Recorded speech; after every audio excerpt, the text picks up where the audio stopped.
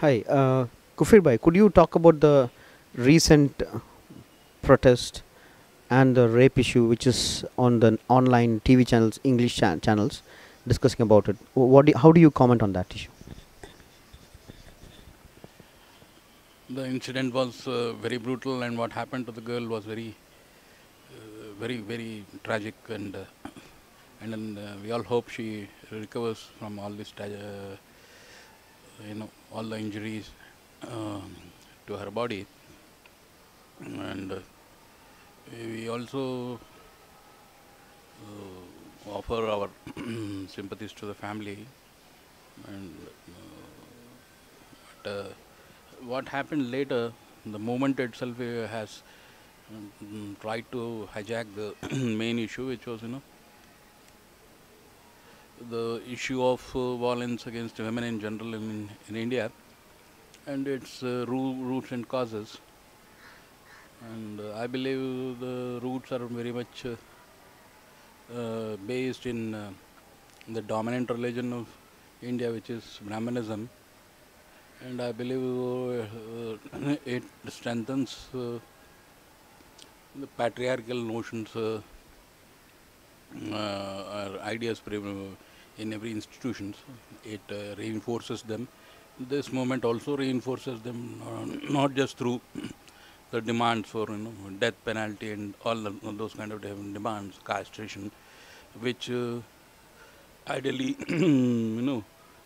uh, mm, transform justice into mob justice, and the protest itself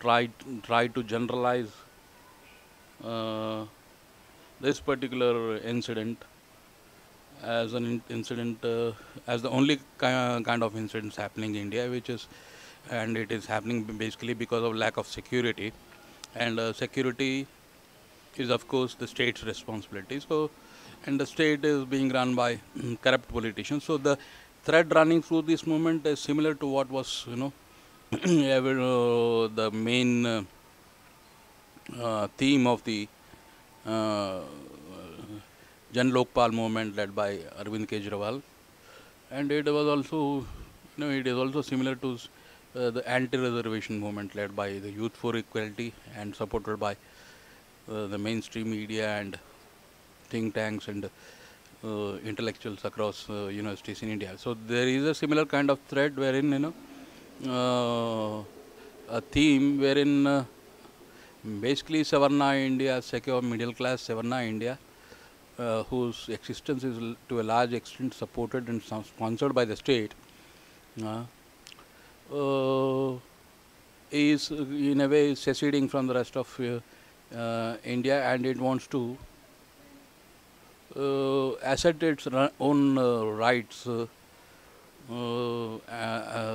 over all others' rights and their own problems as requiring more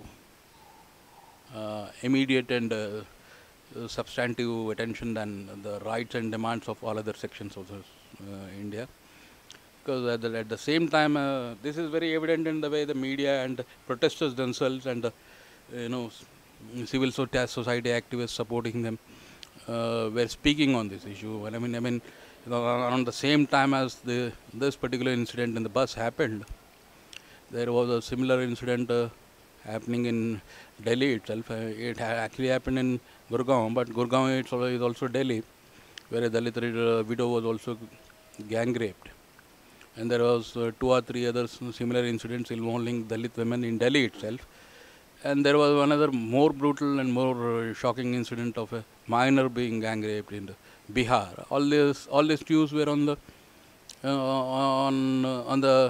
headlines at the same time. They might have caught lesser attention, but they caught even lesser attention. I mean, they were totally ignored by the protesters there. So even now, all the activists are speaking. It's almost a week since the incident happened. Even now, you see only this particular issue, rape being highlighted and talked about, and all debate happening around the vantage point of this particular rape, rather than they're not still even paying any attention to all other rapes happening across the country. And just a couple of months ago, a series of rapes of Dalit women had happened in Haryana.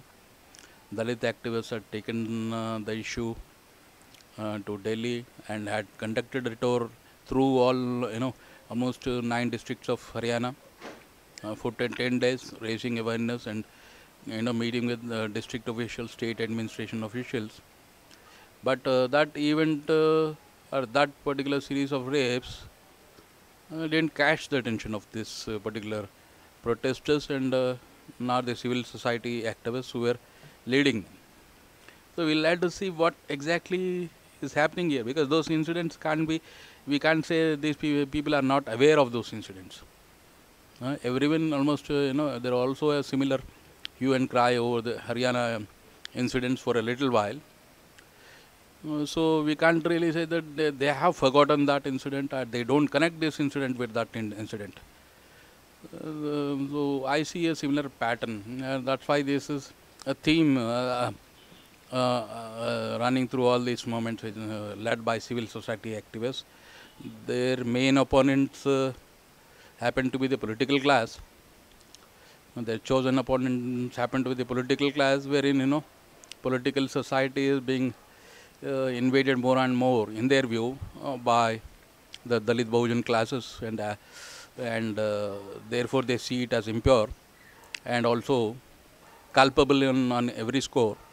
Even for even for domestic violence, they will probably hold the state responsible to a larger extent, and the politicians responsible, not just for corruption, also for insecurity in their lives, in their cities.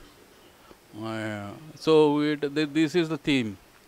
Upper caste concerns or Savarna concerns should be the prime concern of the Indian state. So this is a kind of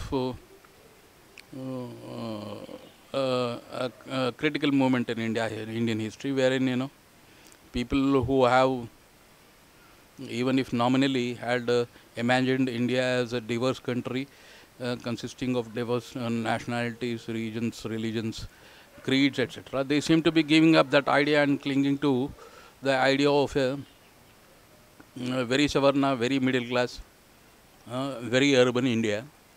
So this moment has to be examined closely by the Dalit and Bahujan movement and the Adivasi movement and the Pasmanda and movements across northeast and Kashmir. They have to carefully see this and realize that there is a moment of a kind of break with history as far as Savarna politics is concerned. They have given up almost on the idea of even if for for the sake of seeming democratic and egalitarian and all that, they have given up the idea of unity in diversity, the idea of an India that embraces all faiths, regions, religions, castes, and everything else. So you can see that in the news reports also, which and opinion columns and on the blogs and in the social media and among activists also. Some activists, belonging to very so-called progressive associations and women's associations, they also say that this particular incident, this particular protest, this particular movement should be prioritized over all other movements. They have forgotten what happened in Vachati, what happened in Vakapalli. They have forgotten what happened in Chhattisgarh just a few months ago, where innocent villagers conducting a meeting on pre-harvest, pre-sowing season activities. They were shot down by the police. They are and lots of they have forgotten about Soni Sori. They have forgotten about Dayamani Barla. who has been put in jail for for a much longer period than it is ever possible to put any upper caste politician under the same charges. Yeah, she had just run a plow through a land which actually belonged to the Adivasis, but the government is planning to grab it. Her crime was only to, for just a demonstration sake, or for to run a plough through her field or the Adivasi fields. That was a very, very, it was almost more harmless than burning an effigy in a city square.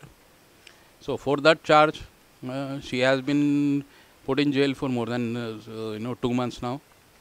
It's good that she got bail, but she should have got bail immediately. So all these issues, even if when they use them to when they also talk about these women, Dayamani Barla, or Soni Sori, or Shaina, or all the rapes in Gujarat. They use them to justify their own demand and their own selective priorities, rather than speak for all women across the country or all citizens across the country.